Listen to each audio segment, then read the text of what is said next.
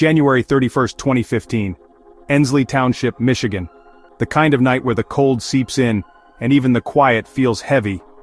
At 11:30 p.m., a desperate voice cut through the silence. SFX 911 dispatch tone. Dispatcher. 911, what's your emergency? Caller female, distressed. My husband's been shot, I think he's dead, please send help. That caller, Glenna Duram. The victim, her husband Martin Duram. 5 gunshot wounds, 4 to the head, 1 to the chest. Martin was gone.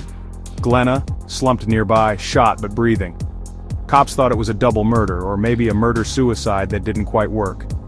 But something didn't fit. No forced entry, nothing stolen. The gun? Martin's own. Detective Police body cam audio. We're treating this as a domestic incident, but there's something off. The way she's positioned, the trajectory of the bullet, it doesn't look self-inflicted. Glenna survived surgery, but memory loss became her story. Weeks went by and still, she claimed she remembered nothing. But then, the secrets started surfacing. Money troubles, gambling debts, letters Glenna had hidden, goodbye notes to her kids signed and dated the night before Martin was killed. Witness family friend. She wrote those letters, like she knew she wasn't coming back, like she was preparing for something. It didn't feel like a suicide, it felt like an escape plan. Still, no living witnesses. The case stalled.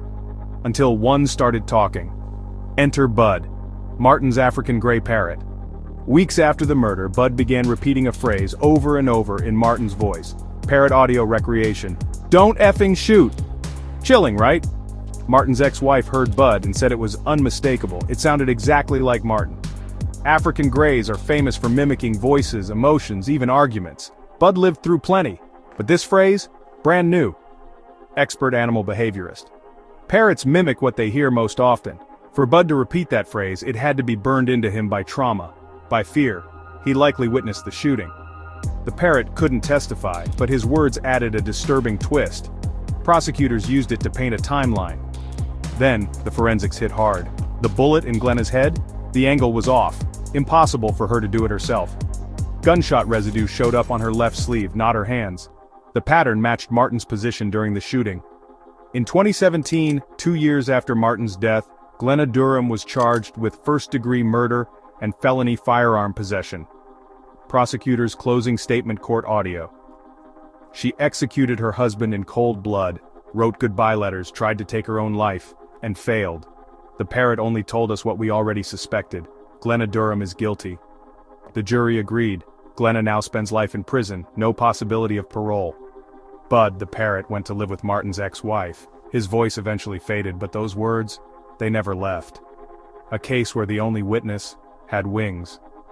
Ending pause, faint sound of parrot whispering, "Don't effing shoot." In a world where voices can be silenced, one remained, a silent witness repeating the final moments of a man now gone, the truth, always whispering. This is Vanished Whispers, True Crime. Subscribe for more stories that might just make you look and listen a little closer. Until next time, keep listening. The truth is always whispering.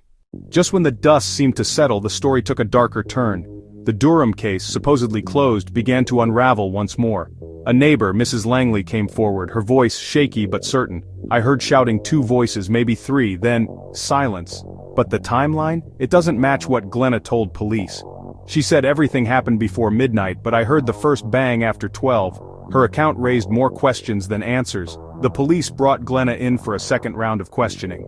Glenna, you said you never left the house after dinner, but records show a call made from Martin's phone at 12:17 a.m. Who did you call? I don't remember. Maybe I tried to call for help? The call was placed to a number with no name. They didn't answer. Why? Glenna's answers wavered. Details shifted. Timelines blurred. Then, the lab report. A second set of fingerprints on the murder weapon. Not Martin's, not Glenna's, never identified. The evidence, left unexplained, hung in the air like a storm about to break. Finally, an anonymous letter, no return address, blocky, clipped handwriting. You only know half the story, she wasn't alone. Look closer before the truth disappears forever. The case files grew thicker, the whispers louder. Was Glenna the only one in that room, or did someone else walk away unseen, unheard? In the world of true crime, some stories close with a gavel, others with a whisper. This one, its secrets linger in the shadows, waiting for someone to listen. The Duram case remains open. The truth is still out there. And somewhere, Another voice, maybe not feathered, waits to be heard. It was just past midnight when Martin's ex-wife, Linda, sat down with detectives for a late-night interview. Her hands trembled as she recounted the days following the murder. Bud, the parrot, he started saying something new, not the old arguments, something I'd never heard before. What did he say, Linda? He kept repeating. He wasn't alone, over and over, like he was trying to tell us something. A new phrase, a chilling possibility. Had Bud, the only living witness, picked up on something no one else could see? Was there another person in the room that night? Someone who slipped away, unseen, unheard? The evidence points in many directions, but the truth remains just out of reach. Is Bud's phrase a clue or a haunting echo of fear? In the world of true crime, sometimes it's not the evidence, but the voices we ignore that hold the answers. What do you think Bud was trying to say? Was someone else there that night? The Duram case is still open, and maybe, just maybe, you can help find the truth. The investigation into Martin Duram's murder took an unexpected turn when new voices stepped forward, each one adding a layer of complexity to an already tangled web. First, there was Mrs. Cartwright, the Duram's neighbor. In a recorded statement, her voice quivered as she described the night in question. I heard shouting, not just the usual argument. There were footsteps outside, hurried, like someone running away. I looked out my window, but all I saw were shadows moving by the fence. Her words painted a picture of chaos and fear, suggesting that the house had more visitors that night than anyone realized. Then, a close friend of Glenna's came forward, someone who had known her for years. In an exclusive interview, the friend revealed a side of Glenna no one had seen before. She was distant in the weeks before everything happened. She talked about secrets, about being watched, and she said something about not being able to trust anyone, not even Martin. Was Glenna hiding something? Or was she afraid of someone else entirely? Finally, police released a transcript from a late-night interview with a mysterious figure known only as Sam. The transcript reads, Detective, did you see anyone leave the house? Sam, I saw a car, dark sedan, parked down the street, lights off. Then it was gone. Detective, could you see the driver? Sam, no, but I heard a voice. It wasn't Martin, and it wasn't Glenna. With each new account, the lines between truth and deception blurred. Was Bud the Parrot's warning more than just an echo? Or were these new witnesses pulling the case deeper into darkness? As the investigation unfolds, one thing is clear. The answers may lie not just in the evidence, but in the secrets people keep from each other, and perhaps, in the voices that finally choose to speak. As investigators combed through the case files once more, a breakthrough was about to unravel everything they thought they knew. It began with a single, overlooked piece of physical evidence, a glass tumbler found on the kitchen counter. Under the fluorescent lights of the lab, a crime scene technician dusted for prints, and discovered a partial fingerprint, one that didn't match either Martin or Glenna Duram. Days passed, then a match, but not to anyone in the immediate circle. The fingerprint belonged to a local handyman, previously dismissed as a minor witness. Suddenly he was back in the spotlight, but that wasn't all. Hidden deep in the evidence archive, a chilling audio recording surfaced, a neighbor's old security camera, triggered by the chaos that night. The distorted audio, barely audible over static, captured a frantic voice. Not Martin's, not Glenna's. The words hung in the air, sending a chill down the spine of everyone in the room. An expert in forensic audio weighed in. This isn't just background noise. The voice is male but not Martin's. It suggests a third person was present. Someone desperate, someone afraid. With each new revelation, the case grew darker, the shadows deeper. Who was the mysterious voice on the tape, and whose fingerprint was left behind in a moment of chaos? As detectives pressed forward, one thing was certain. The evidence was speaking louder than ever before. And the truth, whatever it was closer than anyone dared to imagine. Just when investigators thought they'd reached the heart of the mystery, the case took a shocking new turn. The partial fingerprint, once thought to belong to a minor witness, now pointed to a second suspect, a neighbor known for his late-night visits and volatile temper. But the most unexpected breakthrough came from the unlikeliest of witnesses, Bud, the parrot. Don't do it, please, no, stop! For weeks, Bud had only repeated the chilling phrase he'd heard the night of the crime. But now, as detectives played the newly surfaced audio, Bud mimicked a new voice, a desperate plea, unmistakably matching the voice from the neighbor's security tape. We have a recording. The parrot repeated your words. Care to explain? I was there. I tried to stop it, I swear. But I didn't. Then why did you run? Why leave your print behind? I was scared. I didn't mean for any of this to happen. In the next room, Glenna listens as the truth unravels, her hands trembling, eyes wide in disbelief. Family members exchange glances, the weight of years of suspicion suddenly shifting. Even Bud senses the tension, ruffling his feathers and repeating the new phrase, softer now, as if mourning the truth. With the case hurtling toward resolution, every second counts. New evidence, new voices, and new confessions. Each piece brings them closer to the answer but also raises one haunting question. What else did Bud witness that night? The final revelation is coming, and it will change everything. The courtroom is hushed, tension thick in the air as the verdict draws near. Glenna sits with her family, hands trembling, eyes searching for hope. The lead detective stands, voice steady, recounting the evidence and the voices, both human and feathered, that brought the truth to light.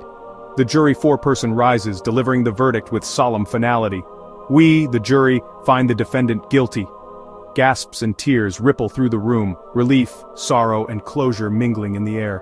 Glenna collapses into her family's embrace, the weight of years finally lifting. The neighbor, head bowed, is led away, his fate sealed by confession and a parrot's haunting words.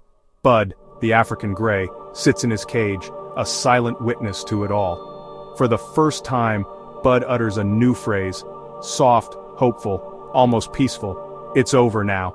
The family gathers around Bud, gratitude and awe in their eyes for the unlikely hero who helped reveal the truth. A final montage, the family beginning to heal, detectives closing the file, and Bud basking in the afternoon sun, his duty fulfilled. Outside, snow falls gently on the quiet street where it all began, a reminder that even in the coldest nights truth can find its voice. The case that once seemed unsolvable found its answer in an unexpected hero, a parrot whose voice echoed justice. Sometimes truth arrives in the most unlikely ways, and sometimes closure comes on wings, fade out. The verdict may have been rendered, but the echoes of the crime linger long after the courtroom doors have closed. In the days and weeks that follow, the neighborhood is gripped by a quiet unease. Camera pans across snow-dusted houses, windows shuttered, curtains drawn, neighbors exchanging wary glances as they pass on the sidewalk. Cut to a close-up of Glenna, her face gaunt, eyes ringed with sleepless nights. She sits at her kitchen table, hands cupped around a mug of untouched tea, her voice cracks in an interview. Even with justice served, I wake up every night expecting to hear his voice. Or Bud's. The house feels different, empty but never quiet. Neighbors recall the day of the arrest. One woman's voice quivers as she describes seeing the police cars. Another man admits, I always thought our street was safe. Now I check the locks twice. I wonder if I ever really knew the people living next door. A montage of interviews follows. Friends, teachers, and local officials speak in hushed tones about the shock and suspicion that swept through their tight-knit community. You start to question everyone, says the local pastor, and you wonder what else you've missed. Children are shown playing in smaller, tighter groups, their laughter subdued. Tensions flare at a neighborhood meeting. Heated voices rise over whether the tragedy could have been prevented.